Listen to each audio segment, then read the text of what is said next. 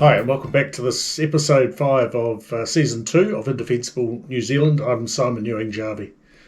I'll just begin today by sending out our collective thoughts and love to the people that are affected by the terrible news of a fire in the housing area at Burnham military camp yesterday. I can only imagine how terrible that is for everyone involved.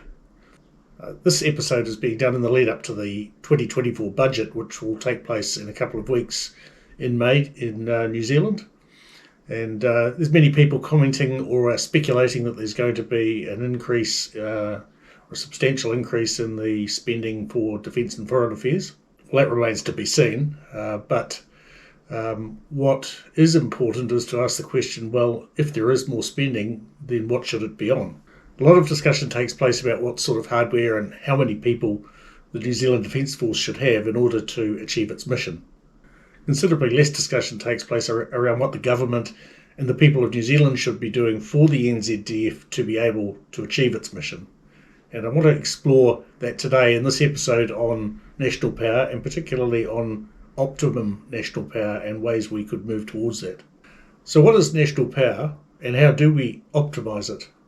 In the book Creating Military Power, it's Brooks and Stanley from 2007, they've talked about a wide-ranging number of factors, not just the traditional strategic, operational and tactical plays, and not just the amount of people, the population base, the productivity measures that you might wrap around that, and the national resources that a country might have. And they've talked far more widely, or the contributors to their book have talked far more widely about national power, including things like the culture of a nation, the social structures, and the political institutions which drive it. And I think that's a very relevant set of measures to actually talk about in relation to New Zealand, because if we just keep doing the same old, we'll get pretty much the same result. And I've put the challenge to many groups of pretty smart people around the defence scene about, okay, just imagine you got given another $2 or $3 billion a year. What would you buy? And invariably they come up stumped and realise that actually it's not very much money. And how much is enough? No one can really work that out. So let's talk about national power for New Zealand rather than platforms and people for the Defence Force. Now, tactical effectiveness is bringing together all the platforms and the training and the people into developing a capability which enables battles to be fought and won, and that is the New Zealand Defence Force's primary function. Well, that can't be done without several other elements, and particularly at the political level and the policy level, so government. These settings need to be right in order for the tactical success to take place. And I think it's fair to say that this has been a yawning gap in the way the approach to facilitating NZDF functions has occurred over many, many decades. What we have seen through successive governments, and I'm talking about probably going back to the early 80s, is a satisficing model. And those of you that have done any economics will know what that is. Basically means, in political terms, what's the least we can get away with and still do the bare minimum or the bare credible minimum, that if we don't do that, the wheels will fall off something, or someone will notice. And that's simply not good enough when you're talking about national security, and it's certainly not a pathway to developing national power. Our last year's announcement of a defence policy and strategy statement was a lot of policy and not very much strategy. In fact, I don't think it's a strategy at all, and I've commented on that in a previous podcast.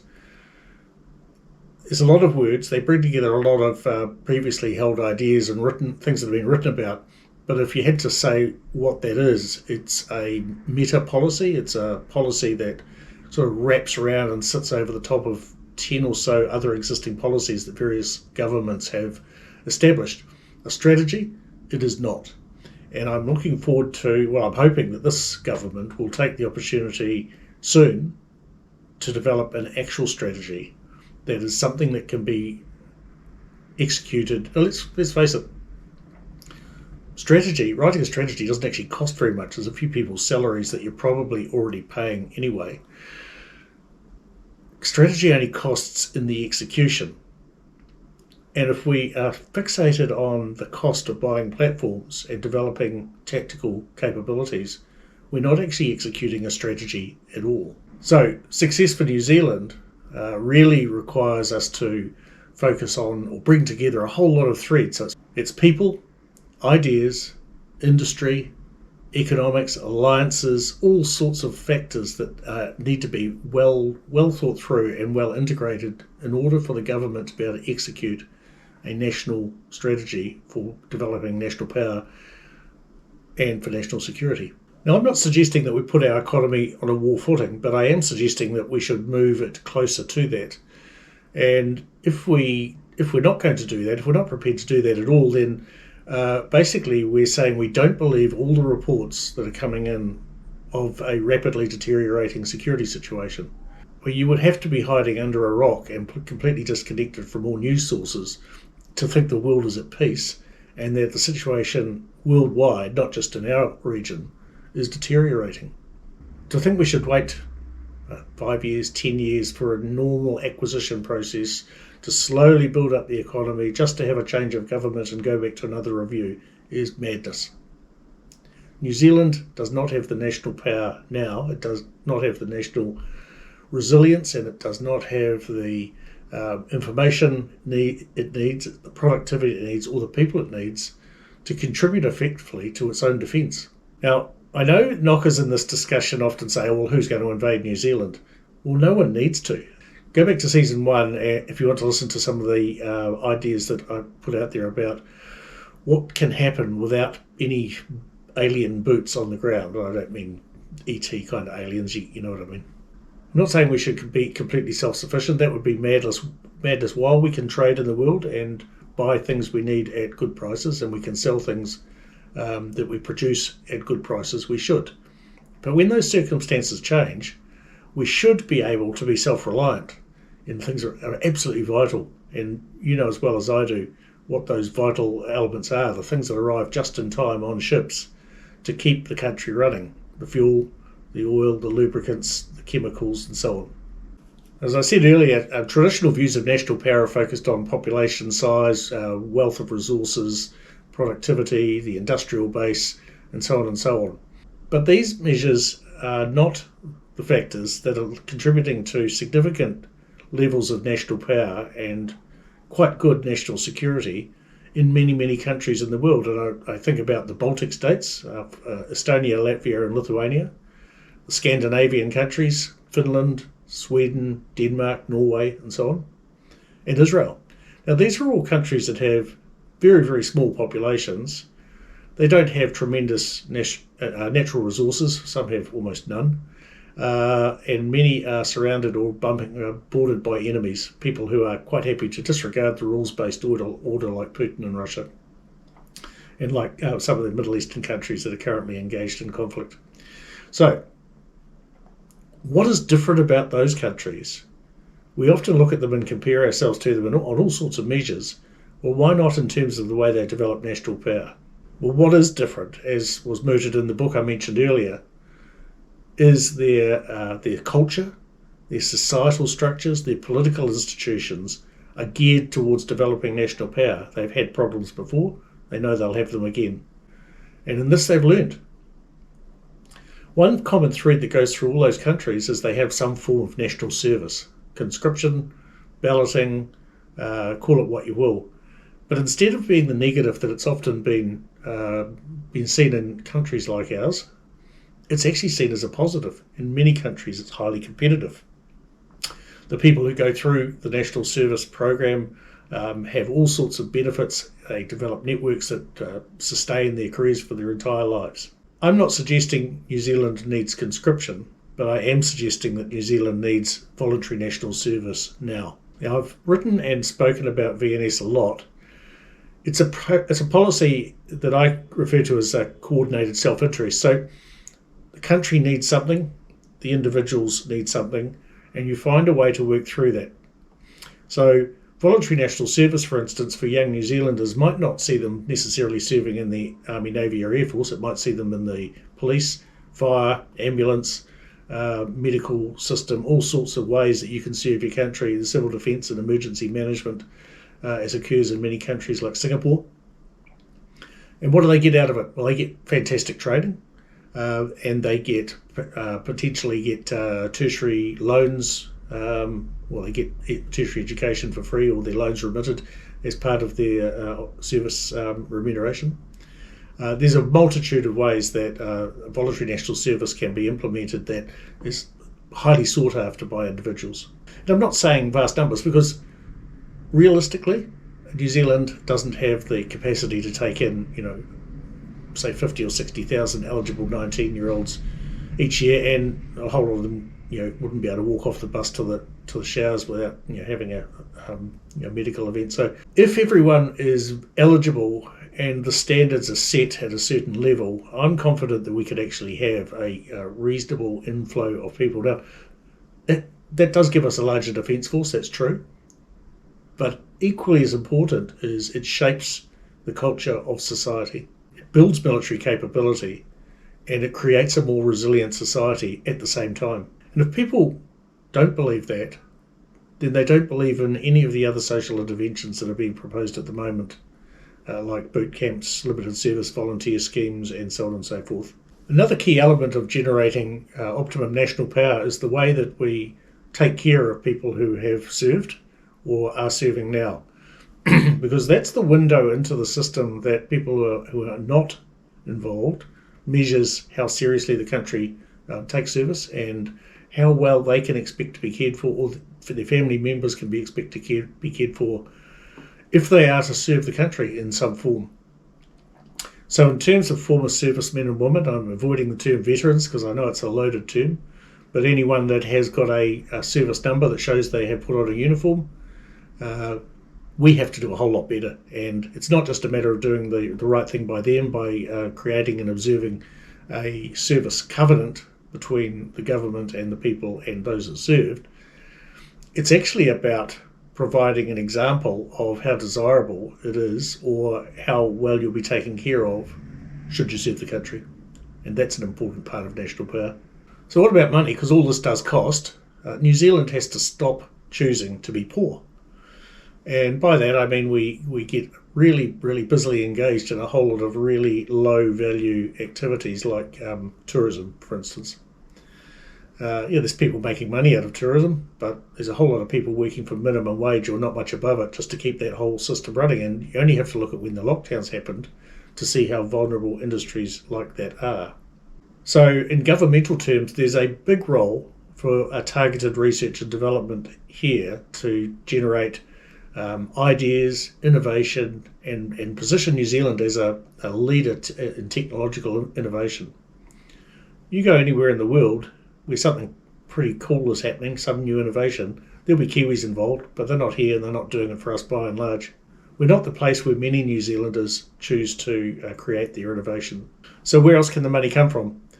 During the war, the government issued bonds, Liberty bonds, bomber bonds, war bonds basically. So it's a government bond which has a rate of return. And that was a way of getting private money into the system to be able to build up the Defence Force and conduct the war. Now I ask you, if you're a person that actually is keen on having a stronger Defence Force and you've got a few bucks in your pocket that you're looking to invest, you can stick it into KiwiSaver, you can go into a managed fund, you can buy shares, you've got a whole lot of options. Would you consider buying a defence bond, a national security bond? Because I would. And if you were to issue it as a government, would it be just the same value as any other treasury bond that's issued, the Kiwi bonds, brackets defence, or would you incentivise it to try and draw money into that scheme? And it's something that I hope this government, which has been talking about social bonds, extend its thinking into defence bonds. Now, our defence industry here in New Zealand has a role to play in this, and you can go to Defence Industry Association of New Zealand, dianz.co.nz, and have a look at them. The defence industry in New Zealand really falls into two big chunks. There's the big international players like Lockheed Martin who have got an office here. Then there are multiple defence industries or members of the defence industry that do all sorts of things. And this is to be encouraged. It's great. Some of them are not just doing work for defence, they're doing dual purpose work. And I think that's an essential element of how we create and sustain a defence industry here in New Zealand. So we should be looking to maximise this area through the use and encouragement of dual use technologies.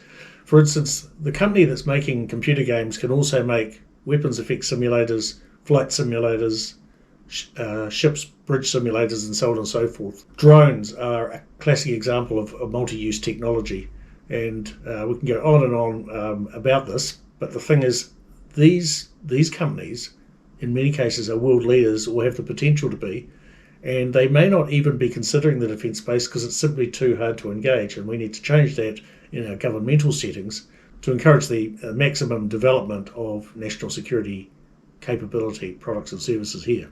There are some industries relating to defence that have never existed here, or they haven't been here for a very, very long time. And if you look at the trends around the world, area denial is one that all the big players are involved in, whether it's trying to stop what's perceived as aggressive elements moving down into this area, or whether it is those countries that are not so happy with us trying to push us out of areas or keep us out of areas. Area denial is currently driving a lot of thinking, and otherwise why would you have nuclear submarines and the like. Now, New Zealand just can't afford to continue to rely on just-in-time ship arrivals for the things that we need to run the country.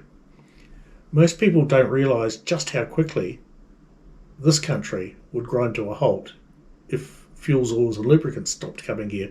And having our fuel reserve held in Japan on paper is not really that useful if no one can sail a ship here. But it's not just fuel, oil, lubricants, it's chemicals, it's microchips, it's ammunition and missiles. This too, I think, has to be a priority for the government.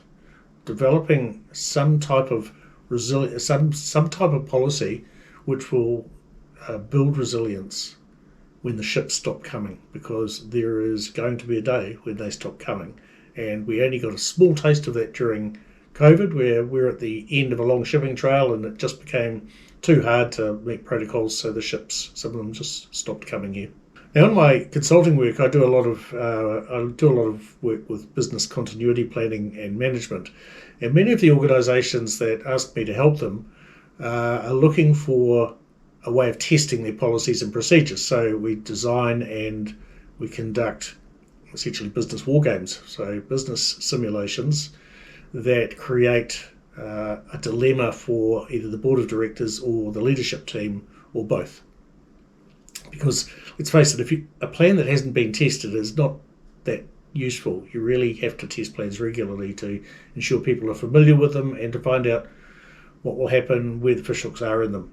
These simulations that we run cover everything from cyber attack and ransomware to loss and denial of facilities and services, loss of key personnel, reputational risk, psychopathological behaviour, and much, much more. Basically whatever the organisation wants to assess. And there are no notice activities. One person, normally the chief executive, will know when, but no one will know exactly what the nature of the simulation is going to be. I was inspired recently by a talk, I think it was Wayne Smith, about his time coaching rugby, and he was asked about the difference between coaching the women's code and the men's code, and he said something to the effect of, men need to win to feel good.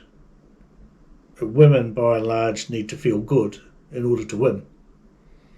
And that's quite profound. With the organisations I challenge with business continuity simulations, they usually start off quite nervous.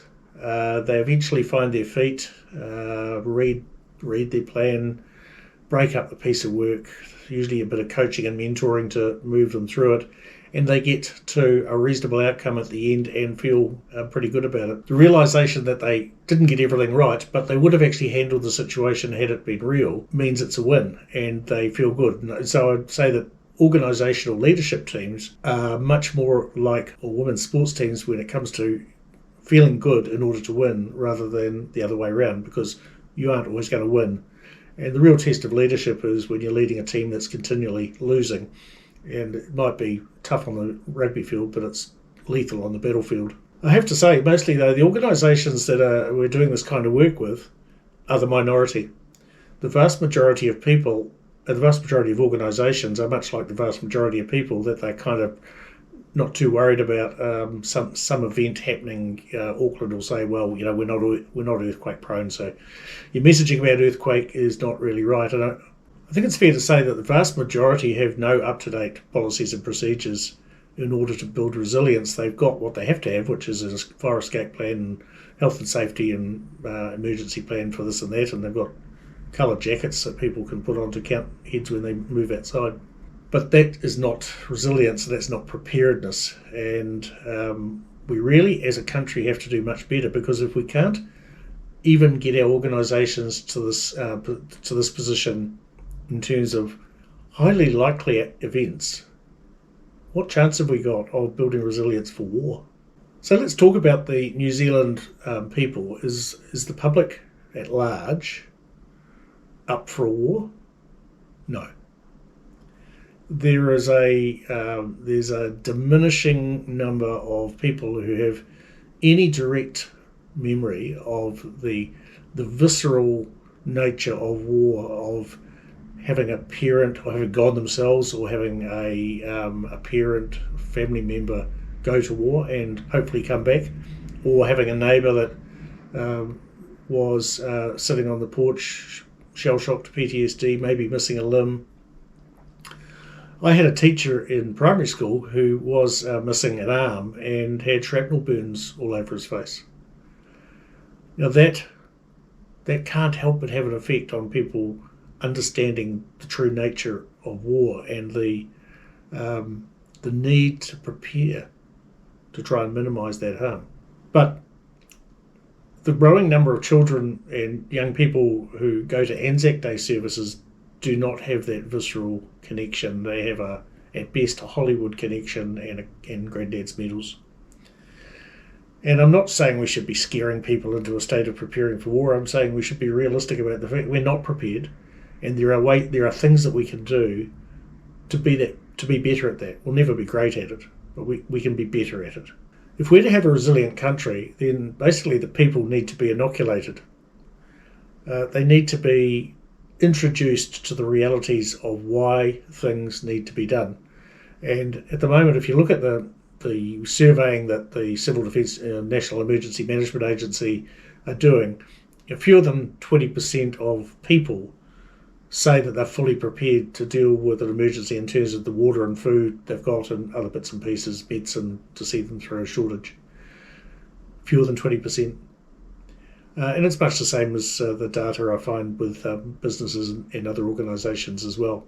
And the situation's even more dire when you think that is event-based thinking by and large. Like, people get very prepared for the last thing that happened. If someone's house gets burgled, they tend to think about their alarm system and the insurance, their security systems. So if you experience an earthquake and a few things fell off the wall, then probably those people will start thinking about some more earthquake resilience. But I want to encourage people to think about effects, not events. And this is exactly where NEMA is taking its education program as well. Let's talk about the sort of effects that would concern every single New Zealander. No power.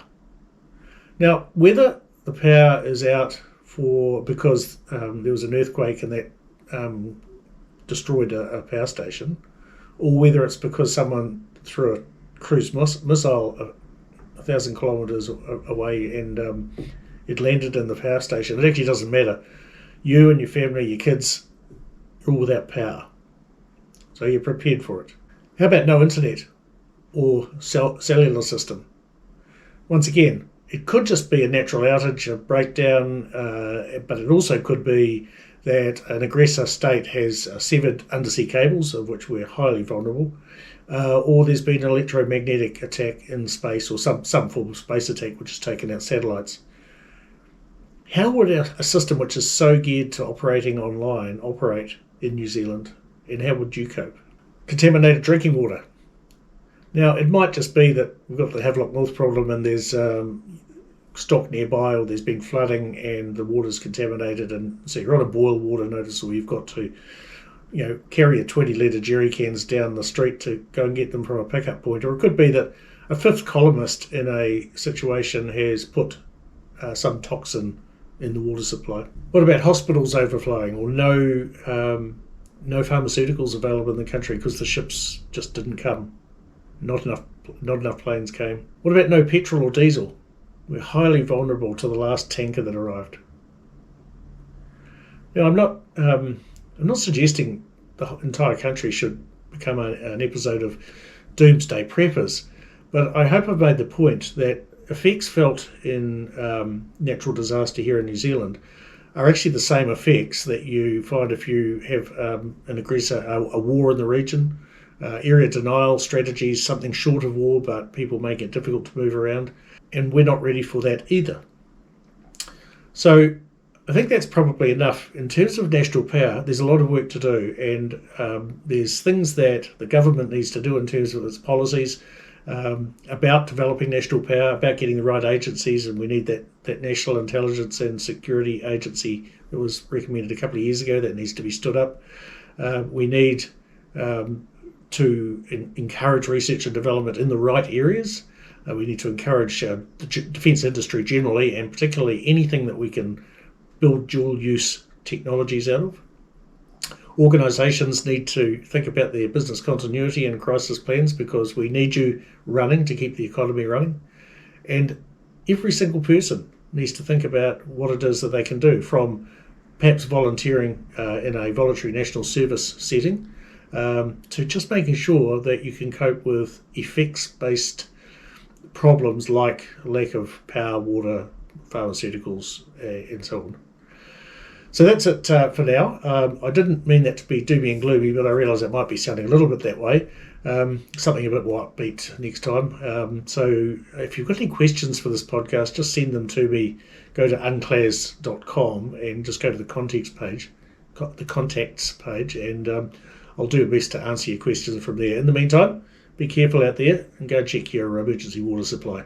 That's it. See ya.